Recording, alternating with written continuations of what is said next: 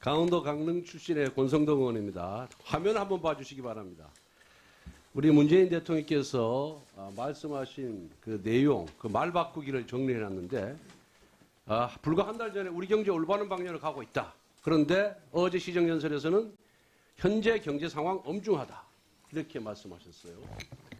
도대체 한 달 새에 무슨 일이 있었는지 잘 모르겠습니다. 두 번째, 2015년 문재인 대통령께서 민주당 당대표 시절에 국가 채무 비율, 재정 건전성 지키는 마지노선 40% 깨졌다. 이렇게 비판하더니 얼마 전에 우리 부총리 상대로 국가 채무 비율 40% 근거가 뭐냐? 이렇게 또 말을 바꿨어요.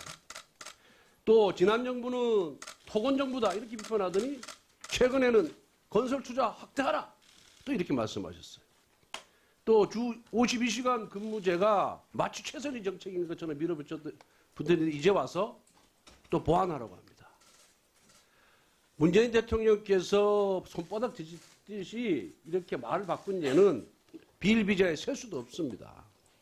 적어도 핵심 경제정책에 있어서 말을 바꾸려면은 기존 정책의 과오라든가 문제점을 인정하고 앞으로의 비전을 제시해야 하는데 이 정부는 이 경제정책 실패에 대해서 책임지는 사람이 하나도 없어요. 장하성 정책실장 같은 사람은 또 주중대사로 영장까지 시켰어요. 2년 전에 문재인 대통령의 시정연설에 소득주도 성장이 3번 나왔습니다. 작년에 2번 등장했어요. 이번 시정연설에서는 아예 없었습니다. 아마 소득주도 성장이 실패가 이제 변명할 수 없으니까 명백해지자 구렁이 다 넘어가듯이 함께 잘 사는 나라, 혁신적 포용국가 같은 미사욕을 써가면서 책임을 회피하고 있습니다. 어떻습니까? 대통령에 대해서 소득주도 성장의 효용성이라든가 이 장점에 대해서 말씀 안 하시는데 우리 경제사령탑 부총리께서 공식적으로 이 폐기 선언하고 시장에 긍정적인 시그널을 줄 필요가 있다고 생각하는데 어떻습니까? 의원님 포용적 혁신국가가 다 그런 뜻을 다 내포하고 있어서요. 의원님 말씀대로 아니 그렇게 그런 잘하고 정책에 그렇게 대해서 공부하던 소득주도 성장을 정책을 계속해서 말씀하셔야지 왜 그 말씀을 쏙 빼고 갑자기 다른 미사용으로 씁니까? 국민들이 헷갈리잖아요. 국민들은 소득주도 성장 정책하고 포용적 경제 성장론하고 같은지 잘 몰라요.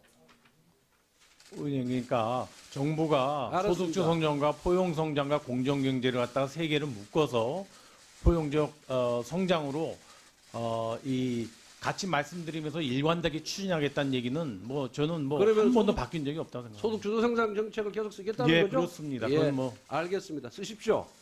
나라 경제가 결단 나든 말든 아까 쓰십시오. 말씀드린 것처럼 추진 잠깐만. 과정에서 보완이 될 필요성이 있는 것은 보완해 나가고 있다는 말씀을 드립니다. 다음에 또 다음 화면 봐주시기 바랍니다. 어제 문재인 대통령께서 시정연설했던 내용입니다.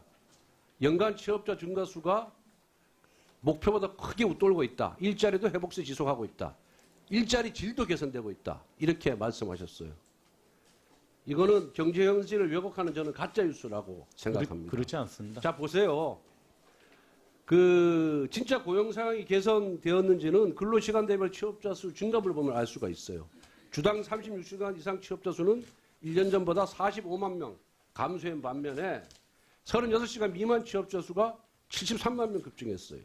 초단기 일자리를 분리되는 주당 17시간 이하 취업자 수는 37만 명이 증가해가지고 통계 작성에 가장 큰 증가폭을 일으켰습니다. 제조업 일자리 감소했고 3, 40대 일자리 감소했습니다. 그리고 이 정부가 소득주도 성장 정책의 효과라고 맨날 고용의 질이 개선됐다고 주장했던 게 뭔지 압니까? 고용은 있는 자영업자가 증가했다. 이걸 갖고 막 홍보를 했어요. 이게 마치 소득주도 성장 정책의 긍정적 효과인 것처럼. 그런데 그토록 자랑하던 고용이 있는 자영업자가 16만 6천 명이 감소해서 외환위기 이후에 최대폭으로 감소한 겁니다. 이 정부가 특징이 뭐냐? 부정적인 통계는 숨기거나 모른 체하고 어쩌다 좋은 지표가 나오면은 앞뒤 안 가리고 물불 안 가리고 홍보에 열을 올리는 거예요. 근본적으로 이 정책에 대한 반성을 하고 그 다음에 새로운 정책을 추진하겠다고 해야 되는데 기존에 사용하는 정책의 부작용과 문제점이 많음에도 불구하고 거기에 대해서는 아무런 사과도 없이 변명하고 책임 회피만 열심히 합니다. 그리고 더 이상 변명이 안 되면 이제 남 탓해 보세요. 정권 초에는 지난 정부 박근혜 정부 탓하다가 작년부터 고용지표가 안 좋아지자 날씨, 인구구조 변화 또 핑계대다가 또 어떤 때는 한파, 또 어떤 때는 봄비, 그리고 소득 격차가 올해 8월에 제일 최대로 벌어지자 그 다음에 또 고령화 핑계를 댑니다. 웬 핑계가 이렇게 많습니까? 거기다가 이호순 청와대 경제수석은 경제정책 비판도 못하게 해요. 비판한 국민들 입에 재갈을 물리고 있습니다. 위기를 너무 쉽게 얘기하는 것에 대해서는 무책임하다고 생각한다. 경제 상황을 나쁘게 얘기하면 사람들도 지출을 줄이고 결국 진짜 경제가 나빠진다. 아니 대한민국이 민주국가 맞습니까? 정부 정책에 문제점이 있고 잘못됐고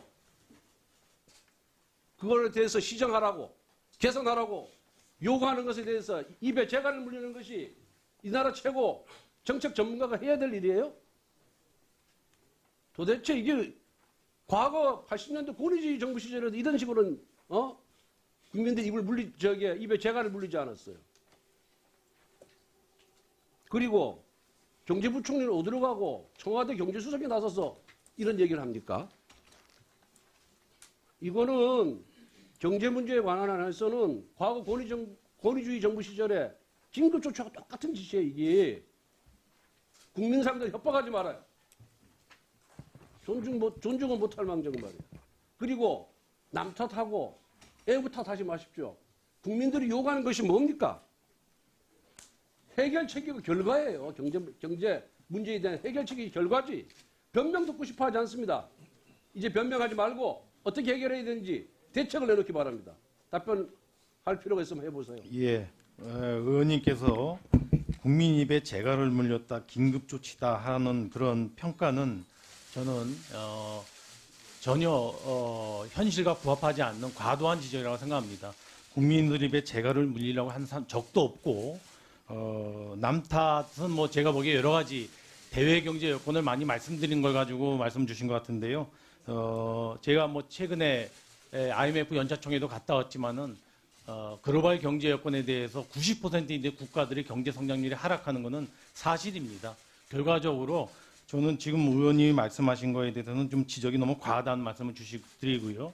한 가지만 제가 예를 들면 아까 의원님께서 단시간 일자리와서 35시간 이하의 일자리가 뭐 굉장히 증가하면서 35시간 이상의 일자리는 굉장히 확 줄어들었다고 말씀을 주셨는데 제가 이 통계를 다 나중에 보여드리겠습니다. 저희가 1시간부터 17시간까지, 18시간부터 35시간까지, 36시간부터 44시간까지, 45시간에서 53시간까지 시간대별로 근로자 증감수를 전부 내봤습니다. 36시간에서 44시간까지가 가장 많이 늘었습니다. 왜 이런 통계는 안 보시고 왜 일반적인 그런 통계만 갖고 보십니까? 저희가 국민들에게 설명하는 거는 자, 정리해 어려운 주시기 건 바랍니다. 어렵게 설명하지만 제대로 된 통계는 제대로 설명을 드리려고 하는 것입니다. 자, 정리해 주시기 바랍니다. 예. 아니, 본인 질의하시는 분만 질의해 주십시오. 아닙니다. 제가 말씀드린 거는 그리고 제가 경제수석이 말한 것도 현재 경제 상황을 갖다가 있는 그대로 말씀을 드리려고 노력한 겁니다. 아니, 더 필요하신 분 있으면 보충 질의 하십시오. 그렇지 않습니다. 의원님께서 일방적인 모습만 보는 거에 대해서 정부도 그렇지 않다는 것을 하기 위해서 저도 설명을 드리고 경제수석도 설명을 드리는 자, 이제 겁니다. 부총님도 그만 말씀하시고 또 보충 질의 때 필요하신 부분 또 말씀해 주시고 오늘 시간이 많이 있습니다. 다음에는 우리 존경하는 강병원 의원님 질의해 주십시오.